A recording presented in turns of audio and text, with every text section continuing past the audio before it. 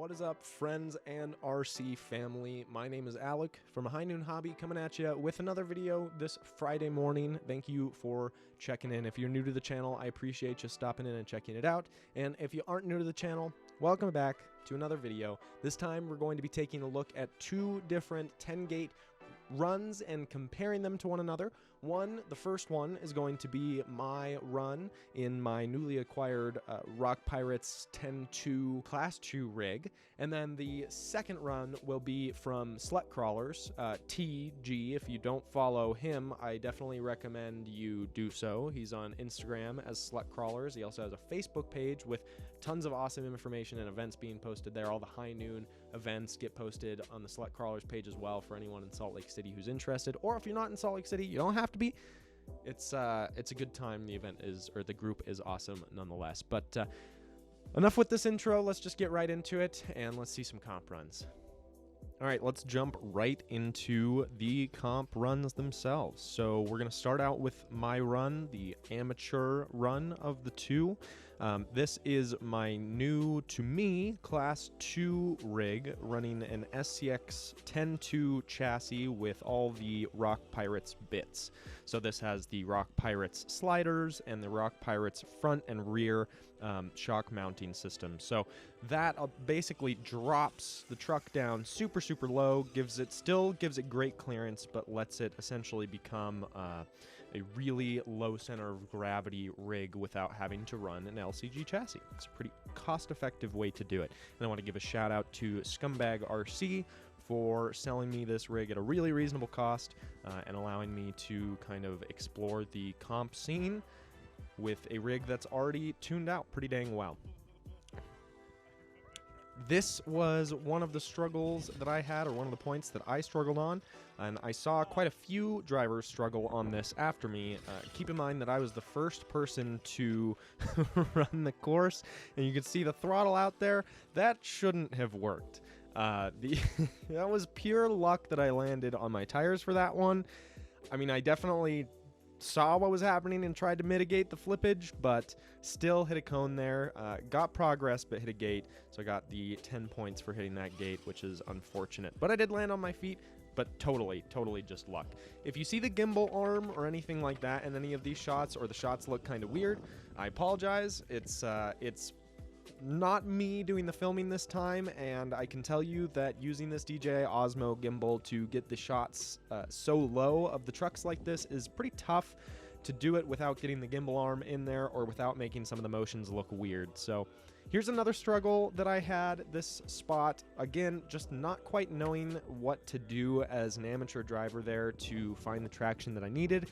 Luckily, my buddy T, who is going to be the pro driver in the next run, he actually gave me a little bit of spotting there, a little bit of advice, and told me that I needed to push over a little bit farther to the left on that wall, where the wall starts curving down a little bit more so that I can get the traction that I need and pull myself up, and then start turning to the right to clear those cones. This cone here, a nasty downhill section through a little crack. It's not particularly difficult to line up your front end here. What it is difficult to do is to carry through that drop, which is kind of even hard to tell how significant of a drop it is, without letting your back tires slide and hit that cone on the driver's side back. Here's the bonus gate. We realized after setting that bonus gate up, and after I was the first one to go through it again, so after seeing me go through it, we realized we needed to make that bonus gate a little bit harder, but we kept it the same for these runs just for the sake of fairness. Missed the last cone. For some reason, the recording software on the iPhone didn't want to watch me go through that last gate, but you'll see T go through that one. I did manage to get through that gate with a progress and without hitting either of the cones. And then here, a nasty side hill. I thought that I came low enough on this side hill before starting my transition through the gate. So what I mean there is trying to come low onto that flat section before the cones and then turning uphill into the cones so that you could essentially drag your rear upwards as opposed to trying to get it to hold on a gnarly side hill. So I thought that my approach there was pretty good, could have been a little bit better, but here's where things went really south for me. I had almost a minute and 50 seconds left on the clock just to get this last gate, and you can see my tire poking out there. You can see me trying that side hill, and then side hill no more. I did not take the right approach to this. I should have taken a much wider loop the first time around on this side hill, because I ended up flipping over and down off the cliff, which set me back a significant amount of time here. As you can see, I have to make this whole loop again to get back up to where I was. And now you can see me going really, really wide on this side hill, trying to approach it from a better angle. Unfortunately, the angle that I chose the second time also was not particularly good, although I just don't know how many good angles there were on this side hill. I think maybe coming in even higher on the bowl, if you can manage to make that turn, would have been better than doing this long loop around like what I did. And you can see here I'm just burning up tons and tons of time. I'm scared. I don't want to flip on this side hill again. I know that if I do, I probably won't have enough time to make that loop again and get back to this last gate, and I'd end up DNFing. So here's where I'm really just trying to focus. I get past the gnarly side hill, I line up for the last gate, and it's a pretty simple through and through. Now we're going to start on T's run here. If you don't follow Slut Crawlers on Instagram, if you're not a part of the Slut Crawlers Facebook page, I would highly recommend it. T is a super cool dude here in Salt Lake, and he knows how to build them. As you can see here, he's running his Class 2 CompMOG, which is a pretty original Class 2 build, if you ask me. I don't know that I've ever seen anyone run a Class 2 MOG, and I've definitely never seen a MOG so capable in my life. This is a crazy capable rig. Again, another Rock Pirates rig. So this is using the MOG chassis. T has spent a lot of time lengthening and figuring out the right lengths of links so that he can really, really dial in the wheelbase on this, and so it is longer than the stock MOG wheelbase. You can see here that short wheelbase is getting him just like it got me. And he does the smart thing here. He stays in control, and he takes the reverse. Unfortunately, there's just not a whole lot that he can do to get this MOG to clear that cone, but he does. He manages to wiggle it on over, and he floats the front passenger tire over the cone, and that was a clean progress. But back to what I was saying, this is a classic or a standard MOG chassis. This is what would come with this rig or with this body, but he's done a lot to lengthen the wheelbase and make it more capable for comping. And then the other thing that he did, as you probably guessed from the title of this video, this is yet another Rock Pirates rig. So if you're looking to do a low CG build for competition and you want to do it on the less expensive side of things without having to buy some crazy carbon fiber chassis or something like that, you can do it with your existing 10.2 chassis. You can do it with an Element Ecto chassis. You can do it with quite a few of these chassis using the Rock Pirates bits. A clean progress from him on that gate, you can tell.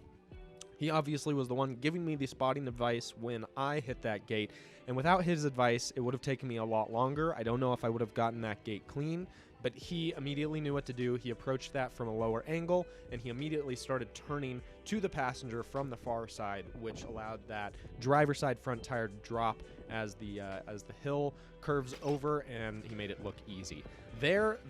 Making that look easy is absolutely insane, because to let a MOG come down off that gnarly of an angle, I mean, it looked easy enough with my Rock Pirates rig, but think about how much extra weight T has up top with this MOG body. It's pretty incredible that he made that look as easy as he did, and that he didn't flip over. He managed to keep all four tires on the ground there. Taking a bigger loop than I did for this gate. I think he lost a little bit of time. I think he probably could have made that gate without taking that big of a loop, but better safe than sorry, and it gave him a really good approach, and I think that was mostly what he's concerned about here. Again, with all that weight up top on this rig, he really has to think about how he places himself when he's coming into side hills or gnarly verticals. So this is interesting. He actually takes this differently than I did, and I'm not sure what his thinking was here initially, but I know that after he got to about this point, he realized that he was in the wrong place, and that he should have set up more like me or even lower than I did so that the MOG didn't slide down as he's coming through this gate. So you can see here what I was talking about when I said that I should have come down lower, because T here is up even higher than I was, and you can see that rear axle just wants to push down. It wants to go with gravity, and so it ends up just barely taking that cone that we can see on this side with it. Unfortunately, he did hit that cone, but that did make our scores pretty similar, because I also coned out on that that cone or that gate where I bellied out on. You can see here his approach to the side hill. Similar to my first approach, but he's more confident in his approach, and he's finding the angles better. This MOG side hills ridiculously well, and just approaching that side hill with a couple of degrees more from the bottom side allowed him to get through there totally clean. All right, guys, let me know what you think in the comment section down below. Who won? Who did better? What comp rig out of these two would you rather drive, or who would you rather sponsor if you were a sponsor? Would you sponsor me, or would you sponsor T with years of driving experience? I think I know who I would choose. But as far as beginner's luck go, I think it went pretty well for me. I don't know if it was all beginner's luck. I like to think a little bit of it was me watching as many videos and taking as much time as I can to practice my driving skills and get better. But I do think there was a little bit of beginner's luck there. You saw my flip on that final side hill, which caused me to go through the final gate with 28 seconds left. T went through the final gate. I think he had somewhere closer to 1 minute and 20 seconds left, but our scores were really similar. So I think with more practice, I might be able to compete with him, although I know that he is also just getting used to this MOG rig, so there's a good chance that he is just going to get better and better with this truck as well. Stay tuned for more videos like this. We're going to definitely be doing more cameos with T's MOG here as we get into the competition season, and I do more of these comp breakdown style videos. Let me know if you like this comp breakdown style video. I enjoy doing them. I enjoy watching it back, and I learn a lot while I'm doing it, and I hope that I can maybe share some of this knowledge with you, or at least allow you to watch it and draw your own conclusions. So if you like this video, go ahead and give it a like. If you want to see more content like this, subscribe to High Noon Hobby for more content. Every Friday and Sunday we are dropping videos. This next weekend I'm going to be scheduling them early, hopefully, because we're going to be down in Sand Hollow with West Desert Wheeler again and making tons of content for the following weeks to come. So I appreciate you guys checking in. Thank you very much for watching, and we'll see you next time.